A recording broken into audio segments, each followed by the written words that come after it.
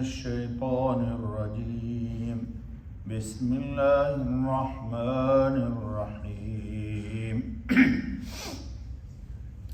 وإلى السماء كيف رفعت وإلى الجبال كيف نصبت وإلى الأرض كيف سطحت فذكر إنما أنت مذكر صدق اللہ العظیم۔ دوستو، یہ سورہ غاشیہ کی آیت نمبر 18 سے آیت نمبر 21 تک پڑھی گئی۔ پیچھے کے درس میں ایک آیت گزر گئی ہے، افلا ينظرون الى الابل كيف خلقت، کہ کیا نظر نہیں کرتے اونٹوں پر کہ کیسے بنائے ہیں۔ اس کی تشریح گزر چکی ہے۔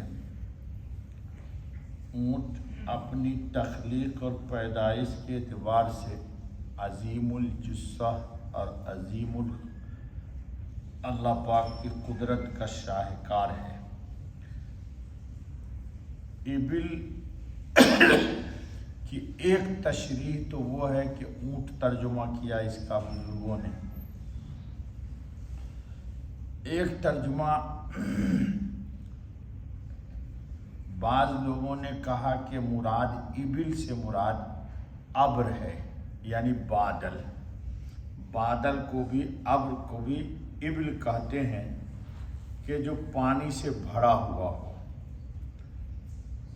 اکثر مفسرین کی رائے تو وہی ہے کہ مراد ابل سے اونٹ ہے، لیکن بعض اللہ والوں کا کہنا ہے کہ یہاں پر مراد ابل سے آسمان پر جو ابر ہوتا ہے پانی سے لدا ہوا، اور آپ دیکھتے ہوں گے کہ وہ چل پھر رہا ہے بادل، ہزاروں ٹن پانی لے کے بادل کی شکل میں وہ آسمان میں چلتا ہے اور اللہ کے امر کا منتظر رہتا ہے۔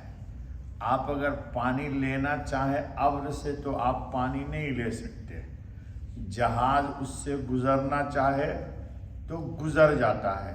ہم دن رات دیکھتے ہیں، آپ سفر کرتے ہیں تو، اور اللہ پاک چاہتے ہیں تو اسی ابر سے زمین کو سیراب کر کے پورے دنیا کو سیراب کر دیتے ہیں۔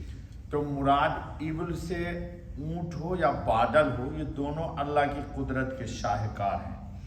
اب آگے چلیے، وَإِلَى السَّمَاءِ كَيْفَ رُفِعَتْ، اور کیا تم نے نظر نہیں کیا آسمان پر کہ کیسا اس کو بلند کیا ہے؟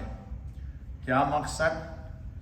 کہ آپ اور ہم پوری دنیا کے لوگ کوئی چیز چھت کی طرح اپنے سر پر قائم کرنا چاہیں تو وہ بغیر ستون کے قائم نہیں کر سکتے، نہ انسان کے بس میں ایسا ممکن ہے۔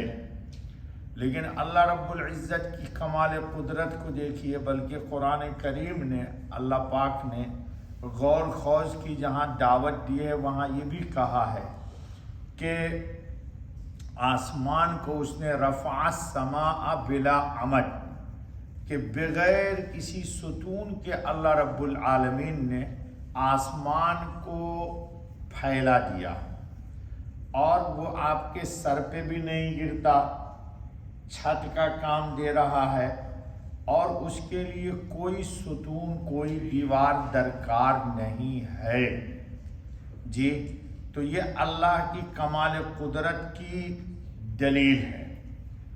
دوسرے، اہل ایمان کو، ہم کو اور آپ کو اللہ رب العالمین ایک دعوت بھی دیتے ہیں کہ اسباب کے دائرے میں ہر چیز کو ہم لوگ دیکھتے ہیں، لیکن اللہ رب العالمین کی کمال قدرت یہ ہے کہ اسباب سے ہٹ کر کے بھی وہ جو چاہے کر سکتا ہے اور کر دیتا ہے، جس کی نظیر آسمان ہے۔ دنیا میں بے شمار مخلوقات ہیں جو آپ کی طرح کھیتی نہیں کرتی، نوکری نہیں کرتی، ملازمت نہیں کرتی، اور کھانے میں آپ سے زیادہ کھاتی ہے۔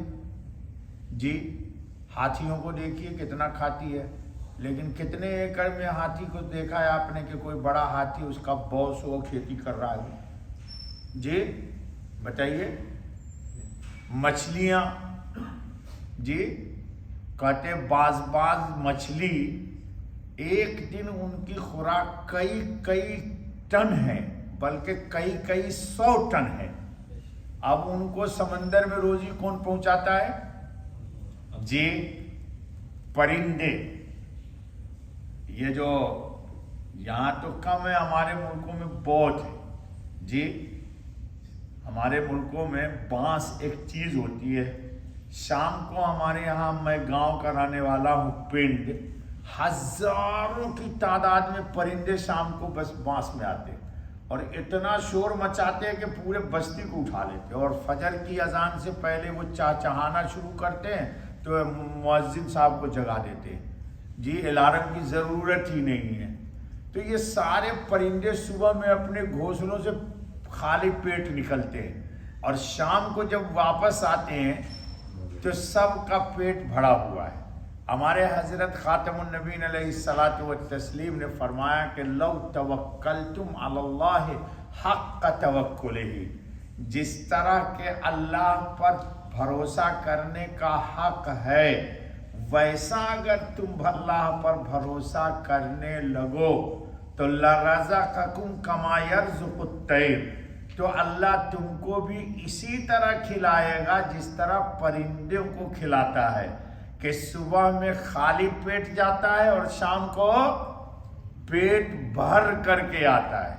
لیکن ہم لوگ اسباب سے اپنے آپ کا، اسباب کا استعمال گناہ نہیں ہے، یہ مت سمجھیے، لیکن جس طرح کے ایمان بنتا جاتا ہے، جتنا انسان اسباب سے کٹ کر کے، یا یوں کہیے کہ اسباب سے نگاہ اس کی ہٹتی جاتی ہے اور مسبب الاسباب پر اس کی نگاہ جمتی چلی جاتی ہے، یہ ایمان کے بقول ہے، بقدر ہے۔ آپ نے قصہ بہت سنا ہوگا، جی درس رہ جاتا ہے ہمارا، کہ سیدنا ابو بکر صدیق رضی اللہ تعالی عنہ، حضور اکرم خاتم النبی صلی اللہ علیہ وسلم کو گھر کا سب کچھ لا کر کے دے دیا، سب کچھ، اور حضور نے پوچھا کیا چھوڑا؟ تو کہا اللہ و رسول، اللہ اور اس کے رسول کے نام کو چھوڑ دیا۔ یہ بہت بڑی بات ہے۔ کس کو چھوڑا؟ اللہ و رسول کو چھوڑا۔ ہم بھی کہتے ہیں، آپ بھی کہتے ہیں، لیکن ارے میرے بچے کا کیا ہوگا، میڈم کا کیا ہوگا؟ اچھا پھر ہم سے لوگ پوچھتے ہیں مولوی صاحب یہ تھوڑے نا شریعت میں ہے کہ بیوی بچوں کو بھوکا مارو، لا یکلف اللہ نفسا الا وسعہا، ہم ہی سے بحث کرتے ہیں۔ تو اللہ تعالیٰ نے قرآن میں بڑی اچھی بات کی، بحث کرنے کی ضرورت نہیں جی۔ وَمَن يَتَوَكَّلْ عَلَى اللَّهِ فَهُوَ حَسْبُهُ، جو اللہ پر بھروسہ کر لیتا ہے اللہ اس کے لیے کافی ہے۔ اب بھروسہ کرنے والے کو کتنا بھروسہ ہے اللہ پر، نہ اس کے پاس، نہ میرے پاس کوئی ترازو ہے، اور نہ بھروسہ کرنے والے کے پاس، ہاں ایمان ایک میزان ہے، اس ایمان کے بقدر انسان اللہ پر اعتماد کرتا ہے، ٹھیک ہے۔ تو اللہ کہتے ہیں وَإِلَى السَّمَاءِ كَيْفَ رُفِعَتْ، جس طرح کے بغیر کسی کھمبے اور ستون کے آسمان کو قائم کیا، اللہ رب العالمین کھلا پلا رہا ہے جی بے شمار۔ اللہ والے لوگوں کو دیکھیے، میں نے دیکھا ہے اللہ والوں کو لنگر کچھ بھی نہیں ہے، اب 5-5 ہزار لوگ اس کے لنگر میں روزانہ کھا رہے ہیں، اور 1 انچ زمین نہیں ہے جی۔ کون کھلاتا ہے؟